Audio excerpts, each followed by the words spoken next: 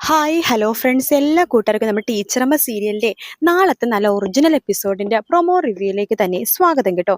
Channel ആദ്യമായിട്ടാണ് കാണുന്നുണ്ടെങ്കിൽ ഒന്ന് സബ്സ്ക്രൈബ് ചെയ്ത് ലൈക്ക് ചെയ്ത് സപ്പോർട്ട് ചെയ്യണേ. അങ്ങനെ നമ്മുടെ ടീച്ചർ വീടെടുത്ത് ചോദിക്കുന്നൊക്കെ ഉണ്ട് കേട്ടോ. ഇടി, നീ ഒരു ഉറച്ച തീരുമാനം പറ, നീ കാരണം എത്ര പേരുടെ ജീവിതം വഴിമുട്ടി നിൽക്കണേന്ന് അറിയാവോ? ഞാൻ എന്ത് ചെയ്യണോ അമ്മ എന്ന് വീണ ചോദിക്കുകയാണ്. അല്ല, നിന്റെ മറുപടിക്ക് വേണ്ടിയിട്ടാണ് ജോൺ വെയിറ്റ് ചെയ്യണമെന്ന് നിനക്ക് നന്നായിട്ട് അറിയാലോ. അവനോടൊന്നില്ലെങ്കിൽ യെസ് പറയാ, അല്ലെങ്കിൽ നോ പറയാ എന്ന് പറയുമ്പോഴേക്കും വീണ പറയണ്ട, എനിക്ക് വേണ്ടി ആരും കാത്തിരിക്കണ്ട എന്നൊക്കെ പറഞ്ഞിരുന്ന് കരയാട്ടോ. അപ്പോൾ ടീച്ചർ പറയുന്നുണ്ട്, നോക്ക്, എനിക്ക് ഈ കാര്യത്തിൽ കനിയുടെ കൂടെ നിൽക്കാൻ പറ്റുള്ളൂ. നന്നേ ചെറുപ്പത്തിൽ തന്നെ ഒരുപാട് നഷ്ടങ്ങൾ അവൾക്ക് ഉണ്ടായിട്ടുണ്ട്. അവളിപ്പോ മനസ്സുകൊണ്ട് സ്നേഹിക്കുന്നത് ജോണിനെയാണ്. പക്ഷെ എങ്കിൽ പോലും ജോണിനെ നിന്നെ ഇഷ്ടമാണെന്ന് അവൾക്ക് നന്നായിട്ട് അറിയാം. ജോണും നീയും ഒന്നിക്കണമെന്നുണ്ടെങ്കിൽ അവൾ അതിൽ നിന്ന് ഒഴിഞ്ഞു പോകാൻ വേണ്ടിയിട്ടേ അവൾ നോക്കുള്ളൂ. അതുകൊണ്ടാ നിന്നോട് വീണ്ടും വീണ്ടും ചോദിക്കണത്. നീ ഓക്കെ ആണെന്നുണ്ടെങ്കിൽ നിന്റെയും ജോണിന്റെ വിവാഹം അവൾ തന്നെ നടത്തി തരൂ. പക്ഷെ അതല്ല, നീ എല്ലാവരുടെ ജീവിച്ച് കളിക്കാനാണ്, നിനക്കൊരു മറുപടി ജോണിനോട് പറയാൻ പറ്റില്ലെന്നാണെന്നുണ്ടെങ്കിൽ നീ തുറന്നു പറയണം, നോ എന്ന് പറയണം. അതല്ല, നിനക്ക് സന്തോഷിനെ ഇഷ്ടമാണെങ്കിൽ നമുക്ക് വേണമെങ്കിൽ അതിനെക്കുറിച്ച് ആലോചിക്കാം എന്ന് പറയാണ്. അമ്മേ, എനിക്കൊന്നും വേണ്ട, എനിക്കൊരു ജീവിതവും വേണ്ട, അതാണ് ഇതാണ് എന്നൊക്കെ വീണ ഇങ്ങനെ പറയാട്ടോ. പക്ഷെ വീണ ഇങ്ങനെ പറയുമ്പോഴേക്കാണെന്നുണ്ടെങ്കിൽ നമ്മുടെ ടീച്ചർ പറയുന്നുണ്ട്, എപ്പോഴും ഇത് തന്നെയാണ് നിങ്ങൾക്ക് പറയാനുള്ളത് എന്നിങ്ങനെ ചോദിക്കുകയാണ്. ആ സമയത്ത് പറയുന്നുണ്ട്, അല്ല വേറെ ഞാൻ എന്ത് പറയാനാണ് എന്നിങ്ങനെ ചോദിക്കുകയാണ്. അല്ല, നിന്റെ അടുത്ത് എന്തെങ്കിലും ചോദിച്ചാൽ അപ്പൊ നിന്റെ മറുപടി ഇതാണല്ലോ, അല്ല എനിക്ക് വേണ്ട, എനിക്ക് പറ്റില്ല എന്നൊക്കെ ഇങ്ങനെ പറഞ്ഞുകൊണ്ടിരിക്കുമല്ലോ. എടി വീണേ, യെസ് ഓർ നോ, നിനക്ക് ജോണിനെ വിവാഹം കഴിക്കാൻ താല്പര്യമാണോ അല്ലയോ, എന്നോടെങ്കിലും നീ പറ എന്ന് പറയുമ്പോഴേക്കും എനിക്കൊന്നും പറയാനില്ല എന്ന് പറഞ്ഞിട്ട് വീണ അവിടെ നിന്ന് പോകുക കേട്ടോ. ആ സമയത്ത് നമ്മുടെ കനി വന്നിട്ട് ചോദിക്കണ്ടേ, എന്താ ഇളയമ്മേ അവള് പറയണത്? ഓ, അവളെന്ത് പറയാനാ, അവൾക്ക് ഇപ്പോഴും ഒരു തീരുമാനം എടുക്കാൻ പറ്റുന്നില്ല. ഇത് തന്നെയാണ് ഇളയമ്മേ അവളുടെ കുഴപ്പം. എന്തായാലും ഒരാഴ്ച കൂടി ഞാൻ നോക്കും അവളുടെ തീരുമാനം എന്താണെന്ന്.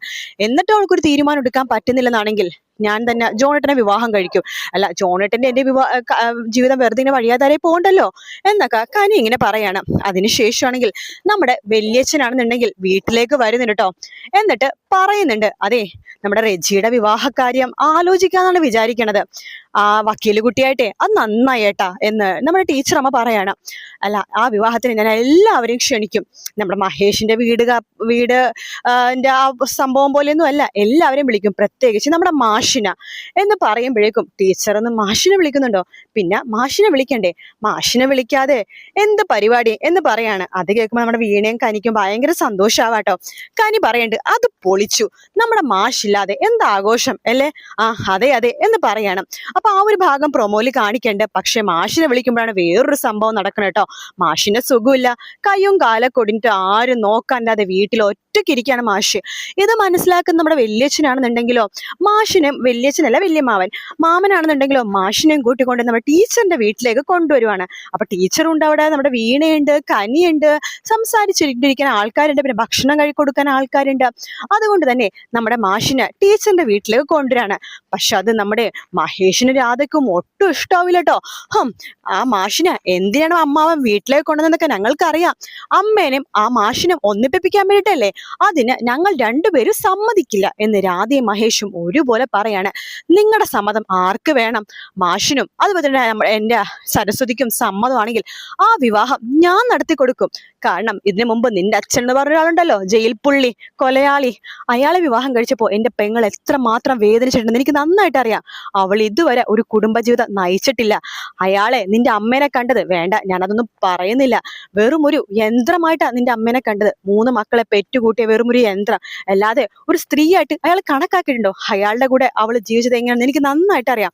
അതുകൊണ്ട് അവൾക്കൊരു കുടുംബജീവിതം ഈ പ്രായത്തെങ്കിലും കൊടുക്കാൻ പറ്റിയ അത്രയും നല്ലതെന്ന് ഞാൻ വിചാരിക്കുന്നുള്ളൂ എന്നൊക്കെ നമ്മുടെ വല്യമ്മാവും പറയാണ്. പക്ഷെ രാധയ്ക്കും മഹേഷിനും അത് ഒട്ടും തന്നെ ഇഷ്ടപ്പെടുന്നില്ല കേട്ടോ.